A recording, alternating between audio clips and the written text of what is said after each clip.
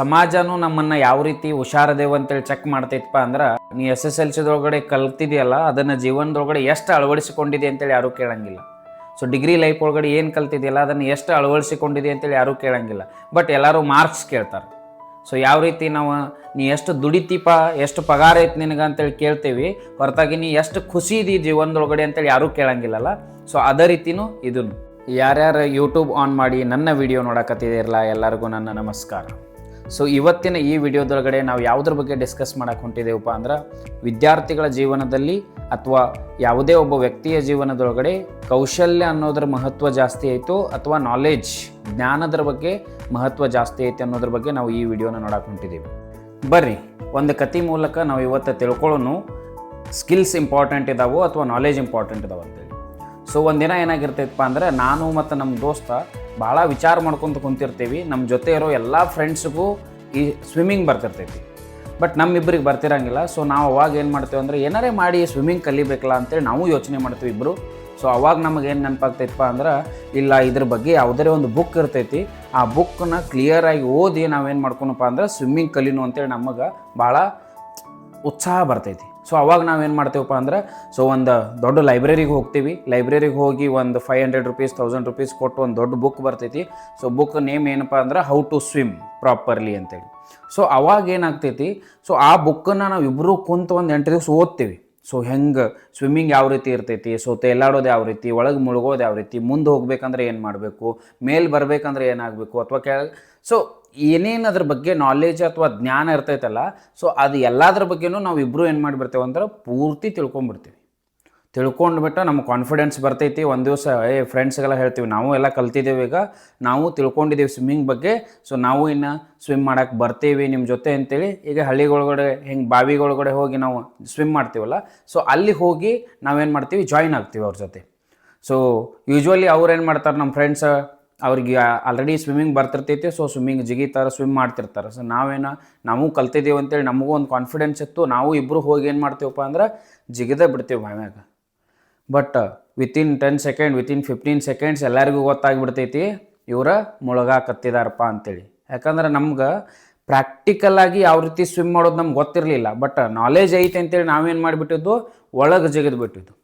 So ಎಲ್ಲರೂ ಸೇರಿ ನಮ್ಮನ್ನೇನು ಮಾಡಿಬಿಡ್ತಾರೋ save ಮಾಡಿ ಹೊರಗೆ ತಂದು ಕೂಡಿಸ್ತಾರೋ. ಹೊರಗೆ ತಂದು ಕೂಡಿಸಿ ಆದಮೇಲೆ ನಾವಿಬ್ಬರು ಯೋಚನೆ ಮಾಡ್ತೀವಿ, ಎಲ್ಲಾನ ಕಲ್ತಿದ್ದೀವಿ ನಾವು ಸ್ವಿಮ್ಮಿಂಗ್ ಬಗ್ಗೆ, ಆಲ್ಮೋಸ್ಟ್ ಎಲ್ಲ ಟೆಕ್ನಿಕ್ಸು ಗೊತ್ತೈತಿ ನಮ್ಗೆ, ಎಲ್ಲ ನಾಲೆಜು ಐತಿ, ಆದರೂ ನಮಗೆ ಯಾಕೆ ಸ್ವಿಮ್ಮಿಂಗ್ ಬರಾಕತ್ತಿಲ್ಲ ಅಥವಾ ಆದರೂ ನಾವು ಯಾಕೆ ಮುಳುಗಿದ್ವು ಅಂತೇಳಿ ಅವಾಗ ಯೋಚನೆ ಮಾಡ್ತೀವಿ ನಾವು.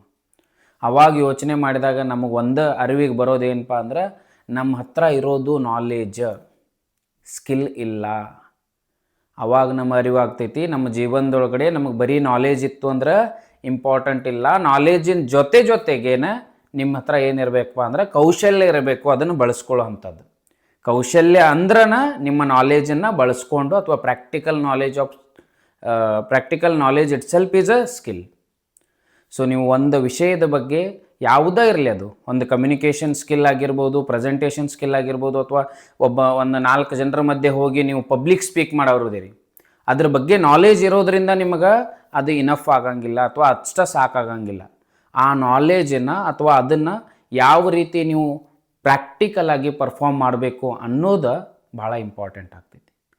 ಭಾಳ ಜನ ಸ್ಟೂಡೆಂಟ್ಸ್ಗೆ ನಾ ಏನು ಹೇಳಕ್ಕೆ ಇಷ್ಟಪಡ್ತೀನಪ್ಪ ಅಂದ್ರೆ, ಸೊ ಜಾಸ್ತಿ ಮಾರ್ಕ್ಸ್ ಬರಬೇಕು ಅಂತೇಳಿ ಓದಕ್ಕೆ ಹೋಗ್ಬೇಡ್ರಿ.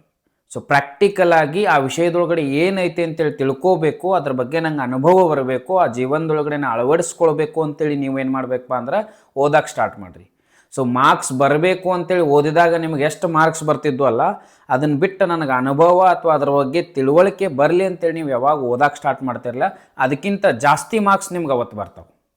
ಸೊ ಪೇರೆಂಟ್ಸ್ಗೂ ನಾನು ಹೇಳೋದಿಷ್ಟ, ಸೊ ಅವರ ಮಾರ್ಕ್ಸನ್ನು ಇನ್ನೊಬ್ಬರಿಗೆ ಕಂಪೇರ್ ಮಾಡೋಕ್ಕೆ ಹೋಗ್ಬೇಡ್ರಿ. ಬೇಕಿದ್ರೆ ಅವರ ಸ್ಕಿಲ್ಸನ್ನು ಬೇಕಂದ್ರೆ ಕಂಪೇರ್ ಮಾಡಿರಿ, ನಡೀತದ. ಯಾಕಂದ್ರೆ ನಿಮ್ಗೆ ಗೊತ್ತಾಗ್ತೈತಿ ನಿಮ್ಮ ಹುಡುಗರ ಸ್ಕಿಲ್ಸ್ ಲೆವೆಲ್ ಯಾವ ರೀತಿ ಇರ್ತೈತಿ, ಆಮೇಲೆ ಇನ್ನೊಬ್ಬರ ಸ್ಕಿಲ್ ಲೆವೆಲ್ ಯಾವ ರೀತಿ ಇರ್ತೈತೆ ಅಂತ.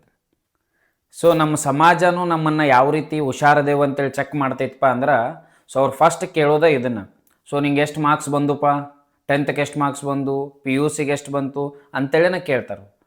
ಯಾರೂ ಈಗ ಕೇಳಂಗಿಲ್ಲ ನೀ SSLC ಕಲ್ತಿದೆಯಲ್ಲ ಅದನ್ನು ಜೀವನದೊಳಗಡೆ ಎಷ್ಟು ಅಳವಡಿಸಿಕೊಂಡಿದೆ ಅಂತೇಳಿ ಯಾರೂ ಕೇಳಂಗಿಲ್ಲ. ಸೊ ಡಿಗ್ರಿ ಲೈಫ್ ಒಳಗಡೆ ಏನು ಕಲ್ತಿದೆಯಲ್ಲ ಅದನ್ನು ಎಷ್ಟು ಅಳವಡಿಸಿಕೊಂಡಿದೆ ಅಂತೇಳಿ ಯಾರೂ ಕೇಳಂಗಿಲ್ಲ. ಬಟ್ ಎಲ್ಲರೂ ಮಾರ್ಕ್ಸ್ ಕೇಳ್ತಾರೆ. ಸೊ ಯಾವ ರೀತಿ ನಾವು ನೀ ಎಷ್ಟು ದುಡಿತೀಪ, ಎಷ್ಟು ಪಗಾರ ಐತೆ ನಿನಗೆ ಅಂತೇಳಿ ಕೇಳ್ತೀವಿ, ಹೊರತಾಗಿ ನೀ ಎಷ್ಟು ಖುಷಿ ಇದೀ ಜೀವನದೊಳಗಡೆ ಅಂತೇಳಿ ಯಾರೂ ಕೇಳಂಗಿಲ್ಲಲ್ಲ. ಸೊ ಅದೇ ರೀತಿನೂ ಇದೂ ನಿಮ್ಗೆ ನಾಲೆಜ್ ಜಾಸ್ತಿ ಐತೆ ಅಂತೇಳಿ ಯಾವುದೋ ಒಂದು ಜಾಬಕ್ಕೆ ಅಪಾರ್ಚುನಿಟಿ ಸಿಗ್ಬೋದು, ಬಟ್ ನೀವು ಅಲ್ಲಿ ಉಳ್ಕೊಳಕ್ಕಾಗಂಗಿಲ್ಲ.